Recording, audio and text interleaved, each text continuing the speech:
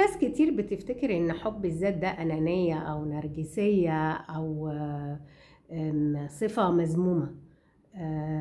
بس حقيقة الامر ان احنا لو ما حبيناش نفسنا آه، هن مش هنحب حاجة تانية حوالينا.